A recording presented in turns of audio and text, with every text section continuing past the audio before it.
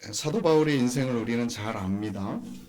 사도 바울 하면 이 사람은 좋은 가문에서 태어난 사람이지요.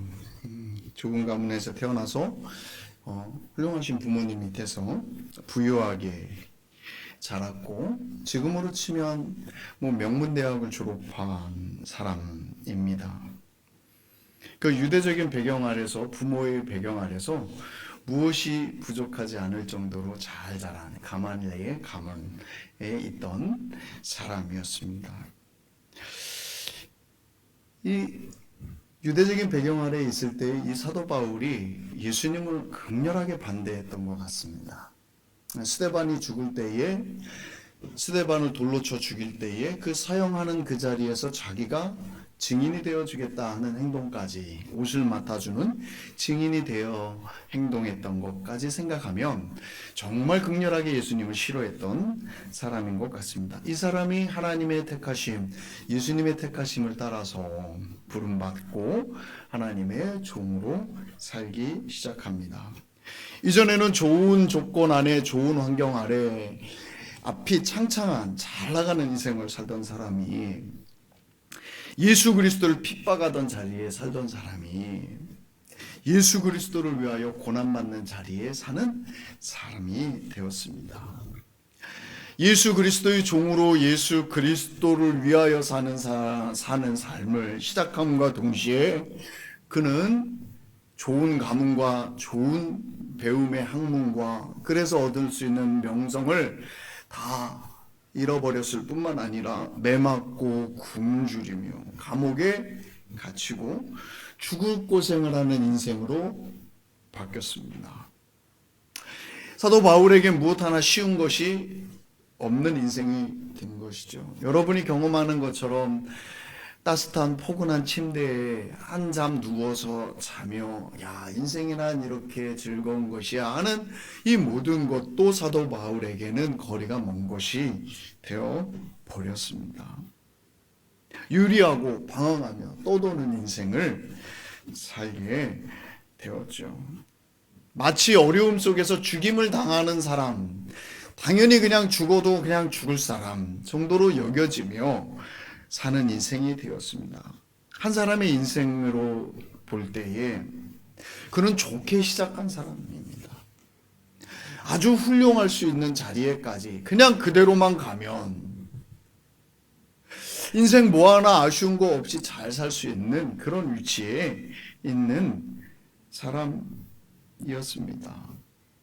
그런데 나중이, 처음 시작은 이렇게 좋았으나 나중은 앞만 봐도 그의 인생이 실패한 인생일 수밖에 없을 것 같습니다. 사도 바울의 부모님이 누구신지는 기록되어 나오지 않습니다. 그 부모가 얼마나 사도 바울을 놓고 눈물을 흘렸을지 기록되지는 않습니다. 그러나 사도 바울의 부모라고 치면 아들이 그러고 다니는 모습, 감옥에 간 모습, 그 소식 들었을 것이고 매맞아 죽을 뻔한 자리에 간 것도 들었을 것이고 그 아들 때문에 당하는 모욕감 때문에 몸부림쳤을 가능성이 많을 것 같습니다.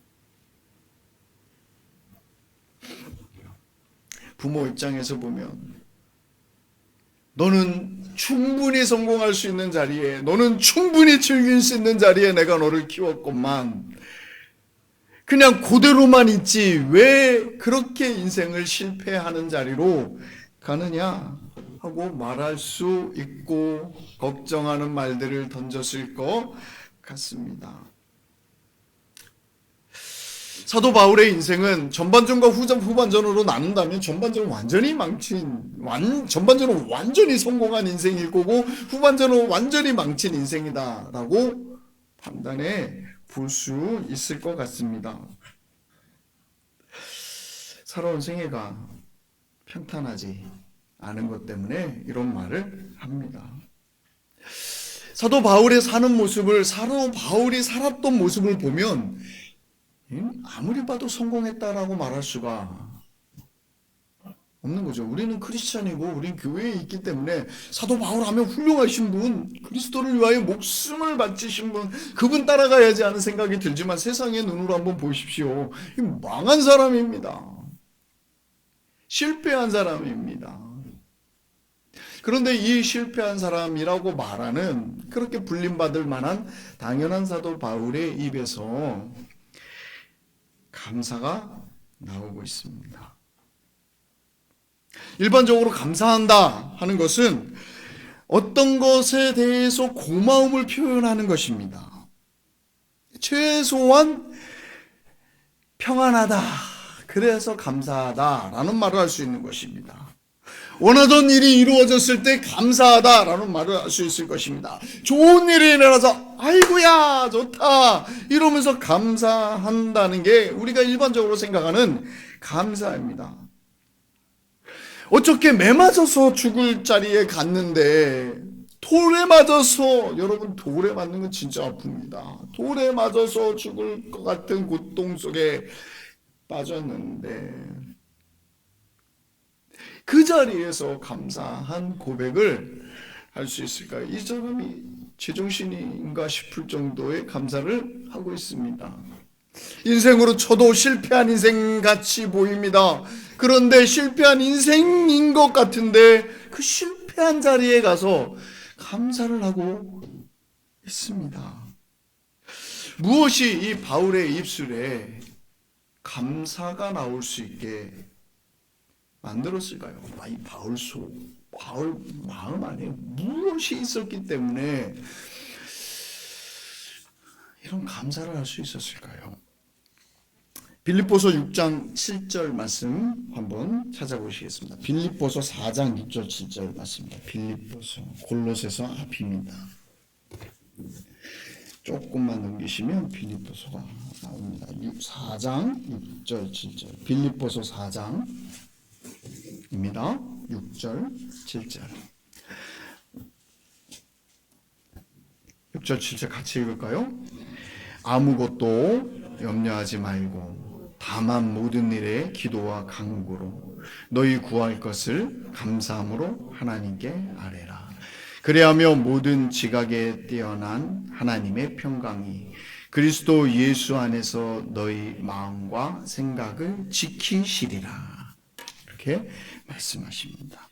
이 말씀, 오늘 지금 읽으신 빌립보서 4장 6절 7절 말씀 보면 아무것도 염려하지 말고 모든 일에 기도와 간구로 너희 구할 것을 감사함으로 하나님께 아뢰라. 그러면 다 들어주신다, 다 이루어진다 라고 말하는 게 6절 다음에 7절에서 기대되는 말입니다. 그런데 7절에서 무슨 말씀을 하냐면 너희 생각과 마음을 지키시리라라고 말하고 있습니다. 기도하면 다 들어준다는 말을 하는 게 아닙니다. 기도하라, 염려하지 말고 기도하라 해놓고 그 다음에 다 들어줄게라는 말이 아니라 너희 생각과 마음을 지켜준다는 말씀을 하고 있습니다.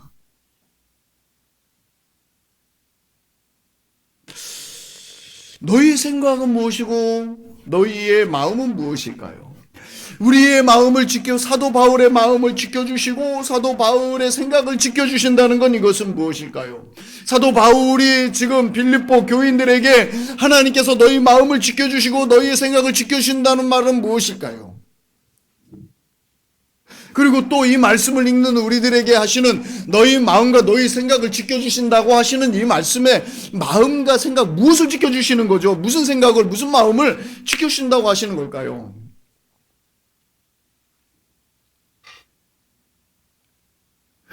이 빌립보 교인들, 또 고린도 교회의 교인들은 누구를 믿었냐면 십자가에 죽으신 예수님을 믿었습니다.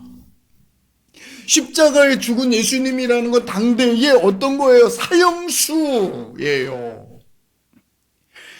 극악한 사형수가 받는, 로마인이라는 시민권을 가지면 절대 그렇게 죽이지 않는 사형 방법인 십자가를 지고 죽은 사람들이에요. 로마인들이 세계를 지배하고 있는 동안에 또 로마가 다스리고 있는 행정자치구역 안에 로마의 황제를 추대하며 섬기는 신전들이 즐비하고 황금으로 깔아놓은 신전들 앞에 지금 이 사람들이 예수 십자가, 그 십자가 주님, 내 주님 하는 고백하는, 그런 고백을 하는 상황에 있는 것이죠.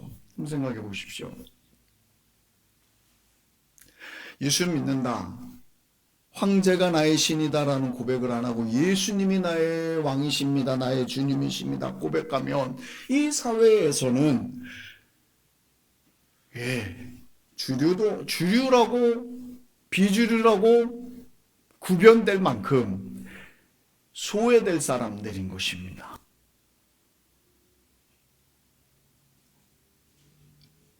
여러분 아십니까? 유대인들 중에, 유대인들은 어릴 때서부터, 날 때서부터 8일 만에 할례를 받죠. 이 유대인들이 로마에서 자리 잡았을 때에 이들에게 가장 큰 문제가 하나 있었습니다. 몸의 할례를 받았는데 이 로마 사회에서는 대중 목욕탕이 거의 사교 장소였지 않습니까? 그 자리에 가야 뭔가 말을 주고받고 그 자리에서 뭔가를 성사시킬 수 있는, 사회생활을 할 수 있는 그런 목욕탕 자리라는 곳이 있었습니다. 이 유대인들이 그 자리에 갈 때 얼마나 고통스러워했는지 모릅니다. 로마의 황제가 나의 왕이십니다를 고백하는 것이 아닌 하나님의 자녀라는, 하나님의 백성이라는 표를 가진 것이 너무 부끄러워서 이걸 어떻게 취소할 수도 없고 어떻게 돌려놓을 수도 없고 몸부림을 쳤다는 역사의 기록이 있습니다. 할례도 하나님의 백성인 이 할례 가진 것도 로마 사회에서는 부끄러운 것입니다. 그러나 예수 그리스도 십자가에서 죽으신 주님이 나의 주님이시다라고 믿는 이 믿음은 소외되는 사람, 당연히 스스로 소외될 것을 작정한 사람들 아니면, 사회생활 안 할 사람들이라고 결심한 거 아니면 하지 말아야 될 말인 것이죠. 그런데 교회에, 빌립보 교회에 있는 성도들, 고린도 교회의 성도들, 초대교회의 성도들이 예수님은 나의 주님이십나를 고백하며 살아야 했습니다. 우리는 세상에 속해서 살지만, 세상에서 살고 있지만 세상에 속하지 않은 하나님의 나라의 사람들입니다. 이걸 고백하며 살아야 하는 사람들이었습니다. 죽이고자 달려드는 자들을 통하여 받는 핍박을 순교함으로 자기 생명을 내어놓아야 하는 상황 속에 있는 사람들이었습니다. 천국을 바라보며 이 땅을 나그네로 사는 사람들이었습니다. 이런 사람들을 향하여 사도 바울이 말하는 것입니다. 주께서 너희의 마음과 너희의 생각을 지키시리라.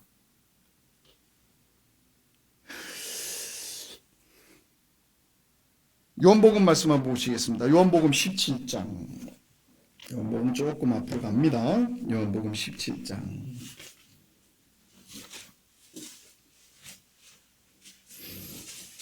요한복음 17장 15절에서 17절. 요한복음 17장 15절에서 17절 말씀은 예수님께서 잡히시기 전 밤에 하나님 앞에 그의 제자들을 위하여 기도하는 기도의 내용입니다. 15절에서 17절 제가 읽을게요. 여러분 눈으로 보십시오. 내가 비웃는 것은, 여기서 내가는 예수님입니다. 내가 비웃는 것은 그들을 세상에서 데려가기를 위함이 아니요 다만 악에 빠지지 않게 보존하시기를 위함입니다. 하나님께 기도하는 거죠. 이 세상에서 데려가는 것이 아니라 이 세상에 남아있는 이들이 악에 빠지지 않게 하여 보존하여 주소서 하고 기도하는 것입니다. 16절. 내가 세상에 속하지 아니함과 같이 그들도 누구예요? 제자들이죠. 세상에 속하지 아니하여 싸움나이다. 17절 그들을 진리로 거룩하게 하옵소서. 아버지의 말씀은 진리니이다. 이렇게 하나님께 세상에 살고 있지만 세상에 속하여 있지 아니하고 아버지에게 속하여 있는 이 땅에서 살아야 하는 주의 제자들을 위하여 예수님이 기도하고 있는 것입니다. 이런 연장선 안에서 사도 바울이 지금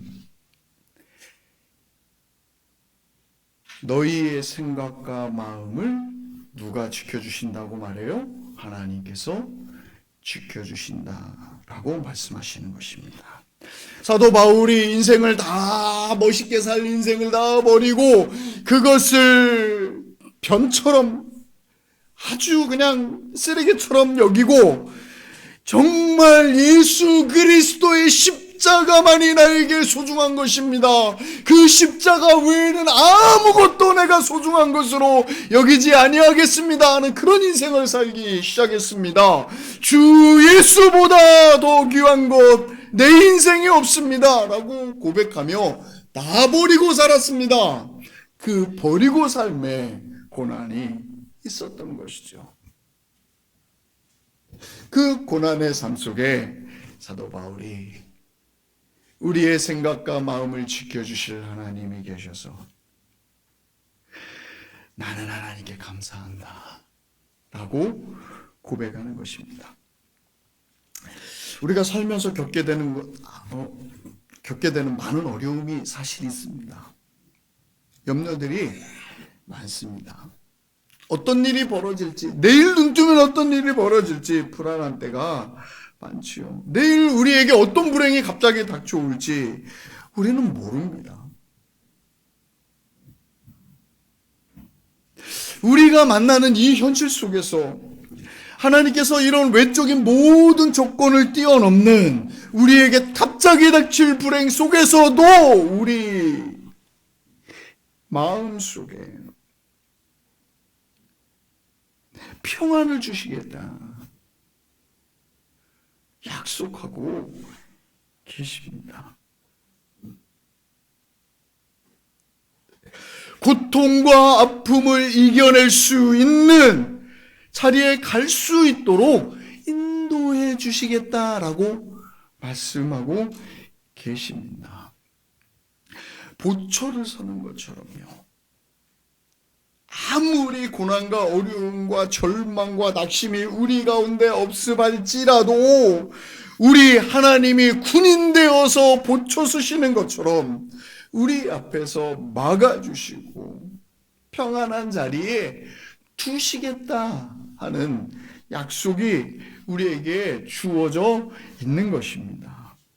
그래서 사도 바울이 인생이 망한 것 같은 어떻게 저렇게 망했냐 하는 자리에 사람들이 판단할 자리에 가 있음에도 굶음, 배고픔에도 감옥에 앉아 있음에도 주님을 찬양하고 감사할 수 있었던 것입니다. 그 감옥에 앉아서 빌립보서를 쓰고 골로새서를 씁니다. 뭐라고 합니까? 나는 하나님을 찬송하고 나는 하나님을 높이며 영화롭게 하는 나는 하나님께 감사한다. 빌립보 교인아, 교인들아, 사랑하는 성도들아, 고린도 교회 교인들아, 성도들아, 주의 자녀들아, 하나님께 감사하라 라고 말씀하시는 것입니다. 감사하며 살자는 말이 쉽지 않은 것을 압니다. 우리 삶 가운데 드러나는 문제들 속에서 이게 참 감사한다는 게 어렵죠. 이유가 하나 딱 있습니다. 감사가 안 되고요, 하나님을 의지할 마음이 안 나오는 이유는 무엇이냐면 우리의 부패한 감성이 우리에게 주시는 하나님의 일을 통해서 보며 감사할 마음을 없애버리는 겁니다. 느껴지지 않도록 하는 거고요. 불안해하고 염려하게 하는 그 우리의 부패한 감성이 우리를 끌어잡아 내리는 것입니다. 하나님이 우리에게 주실 약속으로 그 은혜로 우리에게 다가와 계시고 마치 바구니에 아름다운 열매들을 담아내듯이 하나님의 은혜들을 우리 인생에 담아내실 그 하나님을 바라보지 못하게 하는 것입니다. 우리가 이런 우리 부패한 감성을 떨쳐버리고 하나님께 감사해야 될 이유가 있습니다. 하나님이 반드시 우리들로 주신 약속을 이루는 것을 경험하게 해주실 것이기 때문입니다.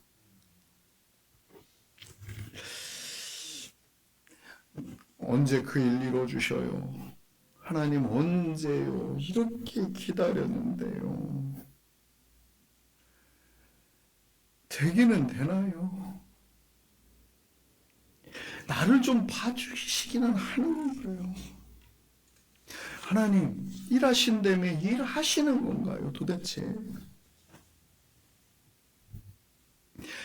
이런 마음이 우리 가운데 들어오죠. 이럴 때 어떻게 해야 할까요? 생각해 보십시다. 여기 축구 경기 좋아하시는 분 계시죠? 야구 경기를 좋아하시나요? 축구 경기나 야구 경기 중에 제일 짜릿할 때가 언제인지 아십니까? 경기 중에 제일 짜릿할 때는 저 축구 많이 좋아합니다. 경기 중에 제일 짜릿한 건요, 전반전도 후반전도 계속 밀리고 있는데 끝나기 5분 전에 동점골 딱 넣고 끝나기 1분 전에 역전골 딱 넣으면 그 90분 동안 아이고 저래 되나 막 이러고 조리고 있던 마음이 그냥 5분 만에 터져나가는데 이야 막 일어나서 소리 지릅니다. 안 그렇습니까? 야구도 그렇습니다. 야구는 언제부터 시작이라고 하죠? 9회 말 투아웃. 예, 야구도 9회 말 투아웃이 시작입니다. 뭔 말이죠? 끝날 때까지 뒷말 한번 해보시죠. 끝날 때까지? 네, 맞습니다. 끝날 때까지 끝난 게 아닙니다. 저는 이 말이요, 성경에는 안 나왔지만 성경에 들어가야 할 만큼 정말 좋은 말씀이라고 생각합니다. 끝날 때까지 끝난 것이 아니지요. 요셉의 인생을 한번 생각해 볼까요? 요셉은 아버지에게 크게 사랑을 받은 사람입니다. 그러나 형들의 시기를 봤죠. 아버지의 사랑이 많은 만큼 형들의 시기가 아주 그냥 차고 넘쳤죠. 그래서 노예로 팔려갑니다. 형들이 동생을 팔아버리죠. 얼마나 미웠으면 그래야 할까요? 죽이지 않고 파는 것만도 다행이다 싶을 정도로 그 요셉의 장면을 읽어보면 아이고 다행이다 싶을 정도로 겨우 팔려나갑니다. 노예가 됐습니다. 억울하죠? 억울합니다. 그리고 노예로 팔려가서 또 그래도 요셉이 열심히 삽니다. 열심히 살았더니 모함을 당합니다. 감옥에 가게 되죠. 처음보다 더 나쁩니다. 노예로 팔린 것보다 더 나쁜 자리에 갔습니다. 이건 죽을 자리입니다. 예, 억울하죠. 열심히 살고 성실히 살다 보면 뭔가 좀 보장되는 것, 뭔가 조금 나아지는 거라도 있어야 하는데 이거 열심히 살고 성실히 살고 더 망해요. 어려운 자리로 더 들어가는 거죠. 억울합니다. 억울하죠. 열심히 살아도 더 힘든 자리로 내려가는 게 보통 어려운 게 아닙니다. 인생이 도대체 왜 나는 열심히 살고 최선을 다해 사는데 하나님 어디 계십니까? 하는 소리가 성도라면 터져 나오지요. 그러나 보십시오. 나중에 요셉이 총리가 되어서 가족을 기근이라는 굶어 죽는 자리에서 가족을 보호하게 됩니다. 가족을 보호할 뿐만 아니라 그 가족이 민족을 이룰 수 있는 터로 옮겨오게 하고 큰 민족을 만드는 기초를 배경을 요셉이 다 만들어 놓습니다.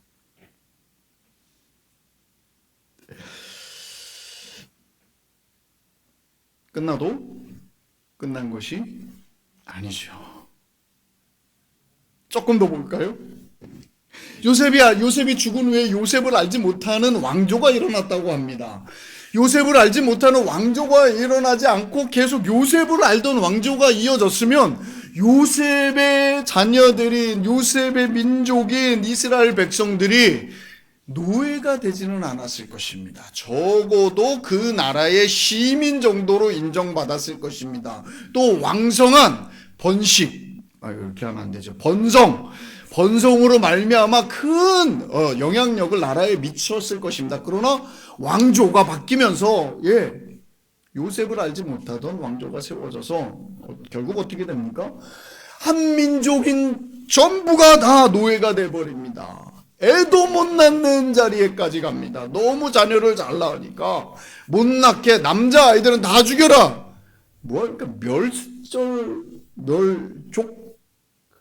상태에 이르는 비참함에 이르죠. 여러분 한번 생각해 보십시오. 자녀를 낳았는데 우린 모르잖아요. 복불복이잖아요. 하나님은 아시고 주시지만 우린 복불복이잖아요. 낳아봐야 아들인지 딸인 줄 알죠. 낳았는데 아들이면 받을 것이라는 것을 알고 복중에 엄마가 아이를 키울 때 그 고통이 얼마나 있겠습니까? 그런 자리에 갑니다. 억울하죠. 이런 수모를, 이런 불행을 이스라엘 백성이 고센 땅에서 당하고 있습니다. 그런데요, 이런 불행이 없었다면 하나님께서 이들을 가나안 땅으로 옮겨 놓으신 기초가 생겼을까요? 이런 불행이 없었다면 이들이 광야 생활하는 동안에 했던 생각을 기억해 보십시오. 우리가 애굽에 있을 때에는 노예랄지라도 뭐예요? 자녀를 죽이며 그렇게 살지라도 우리는 마늘하고 고기 맛을 봤다. 이런 얘기를 하죠. 애굽에서 평탄했으면 절대로 하나님이 보내신 모세를 따라서 갑니다 하고 들고 일어나서 나오지 않았을 것입니다. 못하고 있습니까? 고난이 지금 출애굽을 준비를 하고 있는 것입니다. 우리 인생도 마찬가지입니다. 내게 고난이 있다. 내가 정말 환난이 내 앞에 있다. 나는 여기서 더 이상 아무것도 할 수 없어서 끝이다, 좌절이다 하고 포기하는 그 자리에서 하나님이 무엇을 시작하고 계심을 여러분 기억하셔야 합니다. 하나님은 이 고난을 통해서, 이 시기를 통해서 무엇을 만들어내 주실 것입니다. 내가 하나님의 손에 붙잡혀 있는 사람이기에 하나님이 반드시 나를 하나님의 자리에, 하나님이 원하시는 곳에 가도록 인도하실 것이다 하는 믿음을 가지시길 바랍니다. 그 믿음 안에 하나님 앞에 고난도 감사합니다 하고 감사를 할 수 있는 것입니다. 우리 성도님 중에 한 분이 아프셔서 문 밖을 못 나가게 오랫동안 계시게 됐습니다. 오랫동안 계시게 돼서 감사를 할 일이 없어서 감사방에서 나가셨답니다. 그래서 제가 붙잡고 설명을 드렸습니다. 좋은 일 안 생겨도 감사할 수 있습니다.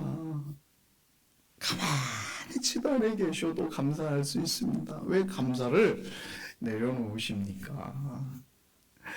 하나님 아버지, 오늘 밥을 먹을 수 있어서 감사합니다. 오늘 숨 쉴 수 있어서 감사합니다. 오늘 분잡하게 밖으로 다니지 않고 가만히 앉아서 자녀들 위해 기도할 수 있어서 감사합니다. 남편 생각하며 기도할 수 있어서 감사합니다. 감사거리가 얼마나 많습니까? 그렇게 설득해서 다시 감사방으로 들어오셨습니다.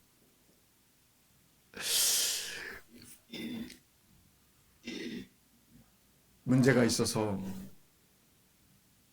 고난 중에 내가 아프니 내 인생의 절망이니 감사가 없다는 것은 사도 바울이 말씀하신 것처럼 너희의 생각과 너희 마음을 지키고 계신 주님을 잊어버린 것입니다.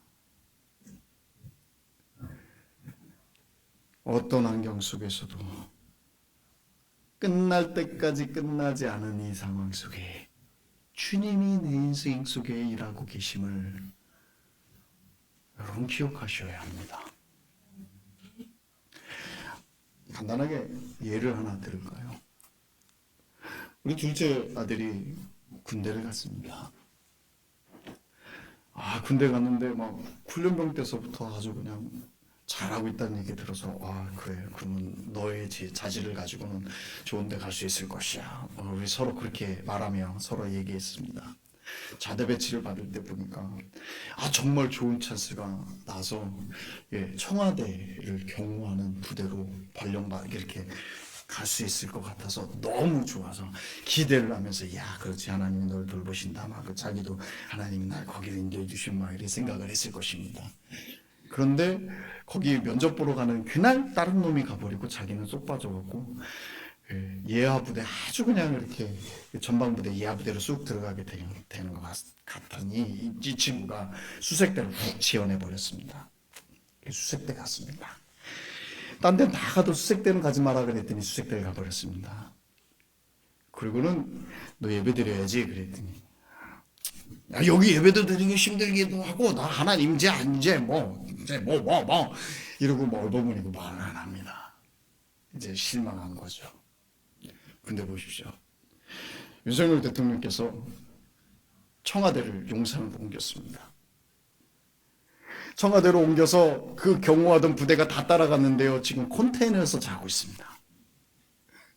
그 친구들 지금 고생 말년에 우리 둘째 아들 말년에 지금 다리 뻗고 부대에서 이렇게 쉬고 놀고 즐기고 할 그런 군번에 지금 청와대로 갔으면 청와대에서 용산 집무실로 대통령 집무실로 따라갔으면 거기서 지금 뭐 하고 있어요? 뭐 고생하고 있을 것입니다.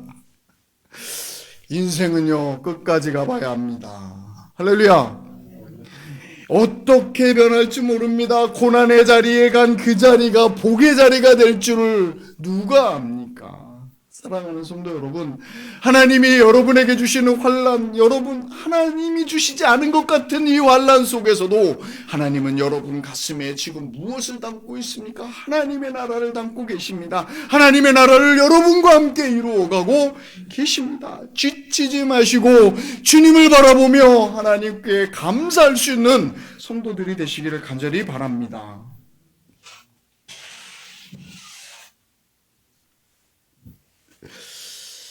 저는 힘들고 어려운 시기를 거쳐오는 성도들을 많이 봅니다. 곁에서 지켜보다 보니 때로는 그 고난받는 성도들이 그 고난이 긴 분도 있고 또 짧은 분도 있더라고요.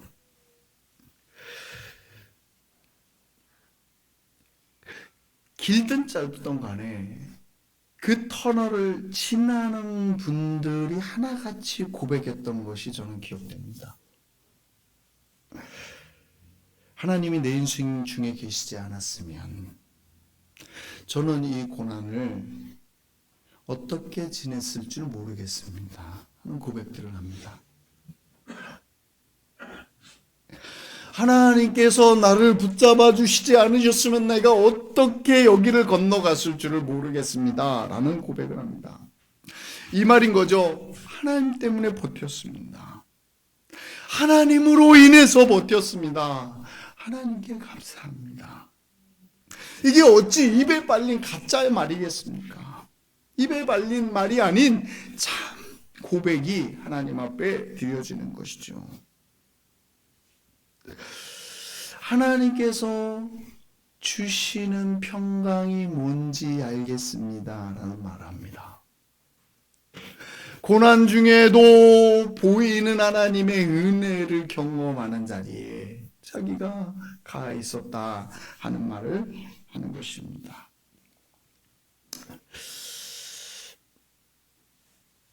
한번 따라해 보시겠습니다. 주셔서 감사하고 주지 않아도 감사하고, 주시지 않은데도 감사하는 것은 내게 훨씬 유익한 걸 주려 하심입니다. 말이 어려웠죠? 제가 한번 다시 들려드리겠습니다. 주셔서 감사하고 주시지 않아도 감사하고, 주시지 않은 것은, 주시지 않은 때에도 감사하는 것은 주께서 안 주시는 것, 그게 내게 더 유익하기 때문에 안 주시는 것입니다. 할렐루야. 네, 이거는 기도하고도 같이 연결해 볼 수 있습니다. 하나님께서 내 기도를 들어주셔도 감사하고, 하나님께서 내 기도를 안 들어주셔도 감사하고, 들어주시지 않아도 감사한 이유는 들어주시지 않음이 내게 더 유익하시기 때문에 안 들어주신다. 아멘.